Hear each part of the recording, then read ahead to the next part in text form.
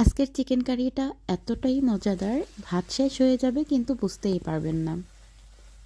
এই চিকেন কারির একটা গোপন টিপস আজকে আমি আপনাদের সাথে শেয়ার করছি। এটা জানলে স্বাদ দ্বিগুণ হয়ে যাবে এই চিকেন কারির রান্নার রেসিপিটা। আসসালামু আলাইকুম প্রিয় দর্শক, আশা করছি সবাই ভালো আছেন। দেশে ও দেশের বাইরে যেখান থেকে আমার ভিডিওটি দেখছেন সবাইকে অসংখ্য ধন্যবাদ। চলুন তাহলে দেখে নেন আমি কিভাবে এই চিকেন কারিটা রান্না করে নিয়েছি। প্রথমে চুলায় একটা প্যান বসিয়ে দিয়েছি, তারই মধ্যে পরিমাণ মতো তেল দিয়ে দিচ্ছি।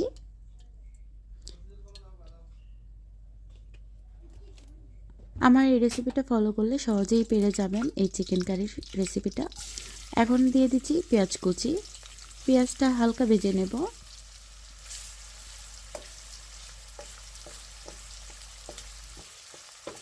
আপনার চিকেন কারি কি শক্ত হচ্ছে? তাহলে আপনার জন্য এই রেসিপিটা।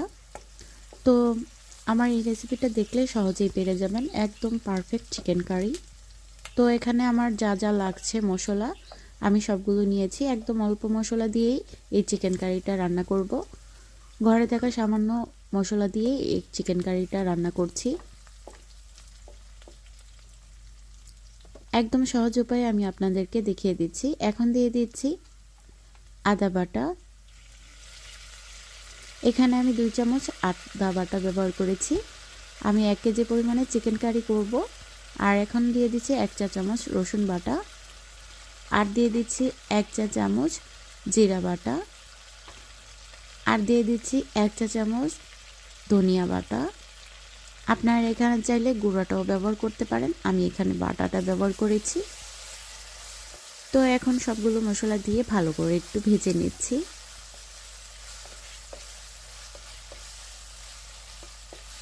যারা এখন পর্যন্ত আমার ভিডিওটিতে একটি লাইক দিতে ভুলে গিয়েছেন, একটি লাইক দিয়ে পুরো ভিডিওটির সাথেই থাকবেন। তো আমার ভাজা শেষ পর্যায়ে এখন একটু পানি দিয়ে ভালো করে আবার কষিয়ে নেব, যেন মশলাটা পুড়ে না যায়, এর জন্য পানি দিয়ে দিয়েছি। এই পর্যায়ে দিয়ে দিচ্ছি হলুদ গুঁড়া। এই টেকনিকটা কাজে লাগালে তাহলে আপনাদের মশলা পুড়ে যাবে না। আমি পানি দিয়ে তারপর হলুদ মরিচ দিয়ে ভালো করে কষিয়ে নেই। আর এখানে আমি 3 চামচ হলুদ গুঁড়া দিয়েছি, 4 চামচ মরিচ গুঁড়া দিয়েছি। ঝালটা যার যার ইচ্ছে মতো দিয়ে নেবেন। আর দিয়ে দিচ্ছি স্বাদ মতো লবণ। সামান্য অল্প পরিমাণে চিনি অ্যাড করেছি, চাইলে স্কিপ করতে পারেন রান্নার ব্যালেন্সটা ভালো রাখার জন্য। তাই এখানে হাফ চামচ চিনি দিয়ে দিয়েছি। আর এখন ভালো করে আমি কষিয়ে নিচ্ছি। যতক্ষণ পর্যন্ত তেলটা উপরে ভেসে না উঠবে ততক্ষণ পর্যন্ত আমি কষিয়ে নেব। দেখতেই পাচ্ছেন প্রিয় দর্শক, তেলটা উপরে ভেসে ওঠার পর এখন আমি ধুয়ে রাখা চিকেনটা দিয়ে দিচ্ছি।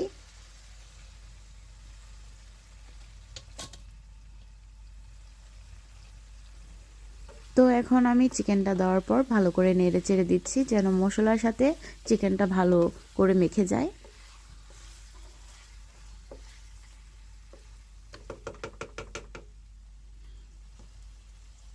এই পর্যায়ে দিয়ে দিচ্ছি আমি গ্রেভির জন্য পেঁয়াজ কুচি। অবশ্যই প্রিয় দর্শক এই সময় পেঁয়াজ কুচি দিয়ে দিতে হবে। আর আমি এখানে কোনো এক্সট্রা পানি ইউজ করছি না। এখন আমি ঢাকনা দিয়ে ঢেকে কিছুক্ষণ জাল করে নেব।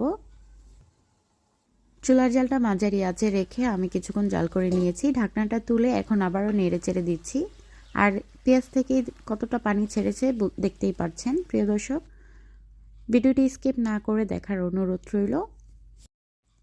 রেস্টুরেন্টের মতো ঝরঝরে আর রসালো চিকেন কারি বানাতে চাইলে শেষ পর্যন্ত থাকবেন ভিডিওটির, তাহলে বুঝতে পারবেন একদম সুন্দর করে কিভাবে চিকেন কারিটা তৈরি করে নিয়েছি।